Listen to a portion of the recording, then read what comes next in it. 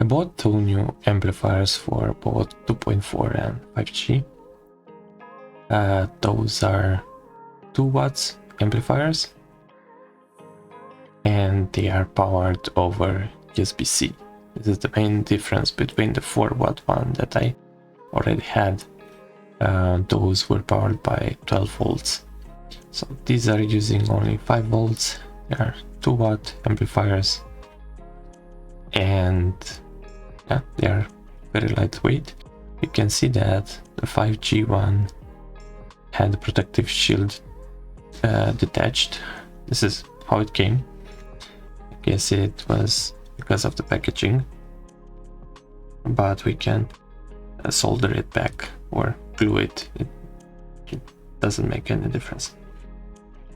So the main thing that I want to point out is that even if it's a 2-watt amplifier, it doesn't adds up the power. Like, it's not doubling the power of a 1-watt amplifier,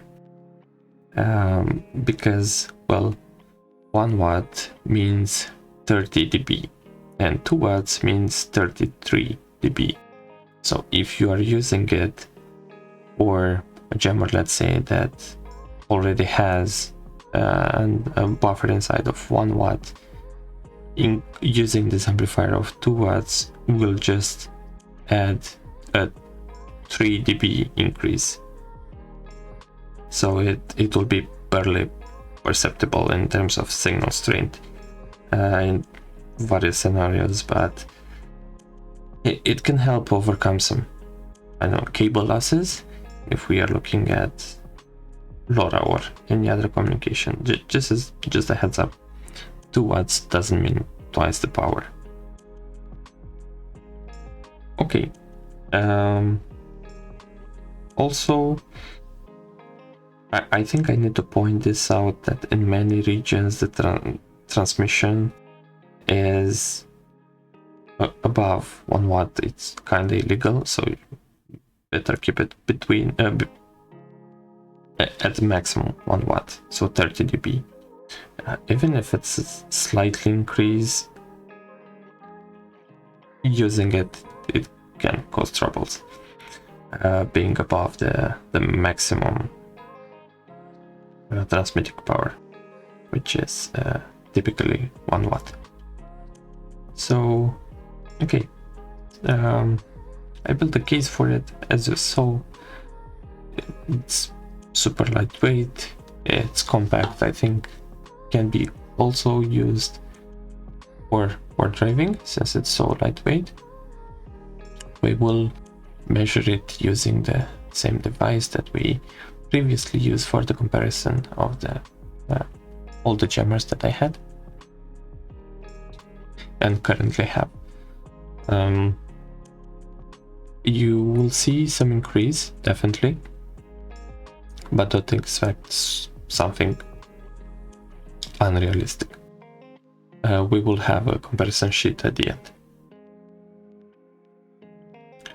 For the 3D printing case, I used 2mm screws as always, and I cut them, I think, around 5mm length, 5 or 4. It's enough to keep the case closed. As you can see, everything above 4.2 is out of range. We have to keep in mind also the range for this this meter device, because there are cases where we can be out of range just because of the range that they can read. As you can see here, for 100 MHz, it's over the range that it can be read by this device. For all the other frequencies, it's fine. It's just causing troubles for 100 MHz. So as you can see, there is a difference, high difference, but I mean not very high, but noticeable. Each of the amplifiers, one I think was $30 or $25, I think. They're powered through USB-C, as I said. They come with the heatsink, each of them, which I didn't properly attach, as you probably already know. I don't know why I attach it to the top, but we will see the difference at the end. This is the 5G one.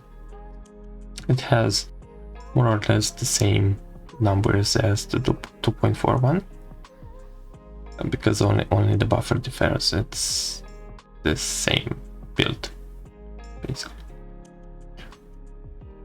Yeah, the ones above 4 and something will be out of range. Let's test now the 5G amplifier, and you'll see the same increase as you saw for the first one. I won't power it up to see if it works, because we already know it works. These jammers are working even without amplifiers, so there is no proof of concept. We already know that they are working even without. I don't currently have any jammer without amplifiers, so I don't have anything to test it on. But well, it works because we can see the increase in the dBs here. Also will be out of range for the remaining frequencies. Okay, now when I was detaching it, I saw that it's hot on the bottom, and on the SMAs it's not hot on the top, where I added the heatsinks. Then I realized that's not the place for this heatsink to be, so I changed the case and also the heatsink. But as you can see, they are quite small and pretty lightweight. If needed, I will include the case in the description if anyone else wants to print it or acquire these amplifiers. Okay, next we will look at the comparison with before and after the amplifier, and we can check how it got improved.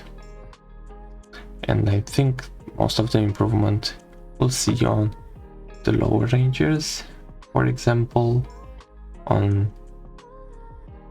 even on 2.6, if we are looking for on the 2.4G, it increased from 238 to 672, and it's the same for 5G. It's basically doubled. If we are looking at it, everything is doubled, so more or less it doubles the power, but that doesn't mean 2 watts will be twice as powerful as 1 watt. As I said, 1 watt is 30 dB, 2 watts is 33 dB. So when looking especially on the dB side of things, we will gain just 3 dB from 1 watt to 2 watts. Here I modified the case. I added a hole in the back to change the position of the heatsink, because this is only making sense to be there. That's how you can add it directly onto the PCB. The top metal case doesn't really have any purpose except protecting the components. It still has the original glue, so I don't have to add anything else.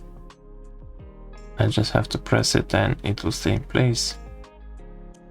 The hole is 1mm bigger on all the edges for the heatsink, so it gives you a little space.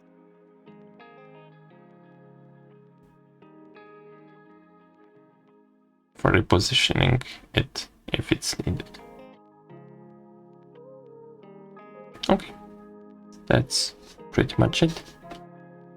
Thank you for watching this video till the end. Please subscribe if you are not yet a subscriber, and see you in the next one. Cheers.